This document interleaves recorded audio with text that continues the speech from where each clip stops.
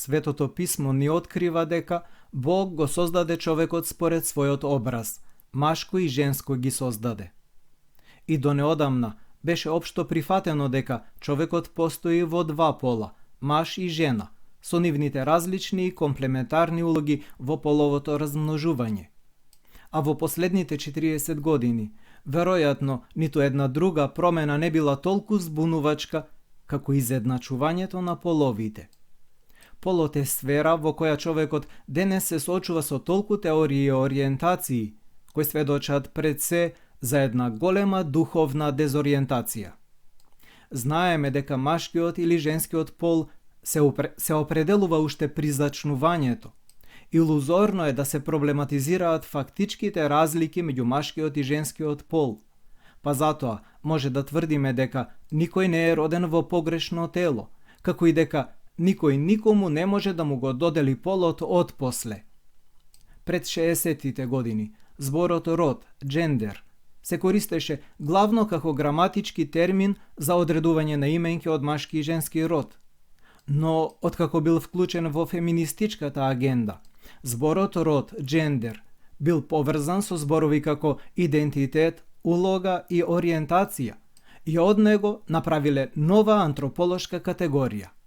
Затоа, современата гендер идеологија мора да најде на отпор уште во однос на нововерството што се наметнува со воведувањето на ненаучната теорија за родот и со индоктринацијата што се прави за да веруваме дека тој е различен или спротивставен на полот на човекот. Со предлог законот за родова еднаквост се прифаќа како неспорно новото значење на поимот род и се прави обид за озаконување на тој термин род разбран според идеологијата на ЛГБТ заедницата, со сите правни последици и санкции.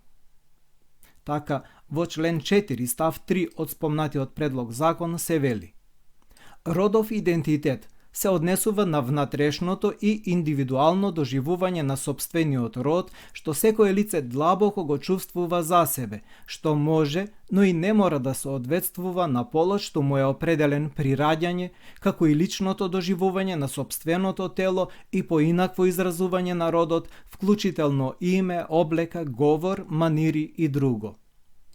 Значи, ако тој закон стапи на сила, ние би биле санкционирани според закони кои ќе бидат засновани на теорија дека човекот се раѓа не како маж или како жена, туку како некаква мешавина од двата пола. Ако се озакони новото толкување на родот, ќе се предизвика непоправлива штета, а последиците од тоа редефинирање ќе ги сносат и децата, и семејството, и општеството. Така наречениот напреден модерен став би бил искажан со зборовите: не ми пречи бидејќи тоа е реалност, ако некој маж верува дека е жена, треба да се третира како жена.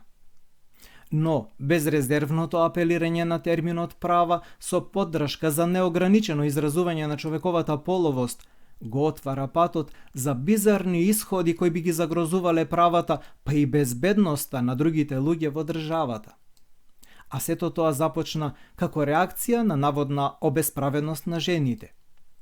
Постигнувањето на еднаквост меѓу мажите и жените стана главна цел и составен дел од меѓународната агенда за развој.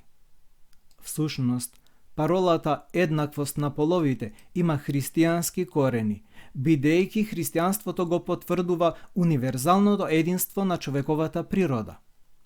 Иако еднаквоста на половите во христијанството подразбира определена хиерархија и поредок, сепак не значи дека женскиот пол, односно Ева, има помало достоинство или вредност од Адам. Пред Бога, мажите и жените се рамни, како што пишува свети апостол Павле, истакнувајќи дека сите вие сте едно во Христос Исус.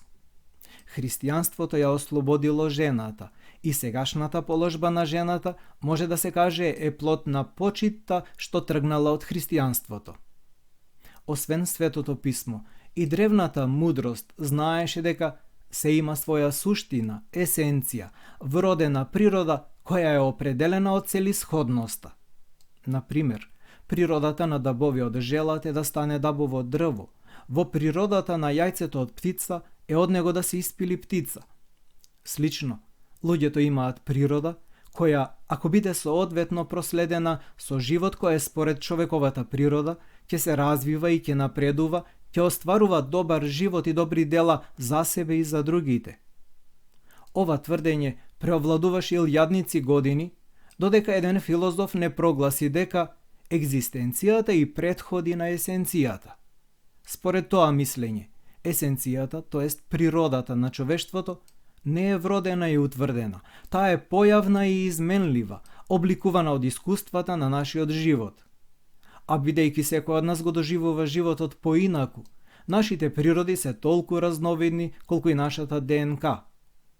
Таа звучна парола ги преврате древните вредности и стана ѓуле за уривање во рацете на оние што планираа да ги изедначат основите на доброто и злото, на добродетелта и порокот, на убавото и грдото. Иако многумина тргнуваат по различните патишта, а сепак ќорсокаци на нихилизмот, ние остануваме на патот по кој одеа нашите предци. Остануваме верни на христијанскиот образец на живење, поучени од боговдахновеното предупредување на свети апостол Павле, кој вели: Браќа, не сообразувајте се со овој век, туку преобразете се со возобновување на вашиот ум, за да можете да испитувате и осознавате што е волјата Божја, што е добро, благоугодно и совршено.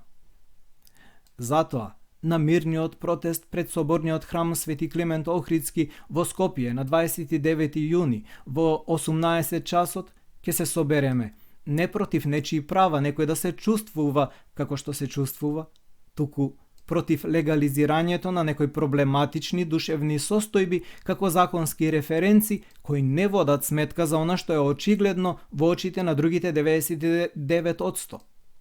Собирот ќе биде против експериментирање врз битието на православниот македонски човек со агресивни идеолошки тенденции за промена на традиционалното сознание за човекот кој е маж или жена, а за достоинството на секој човек како образ, лик Божји, за слобода и заштита на основните верски права.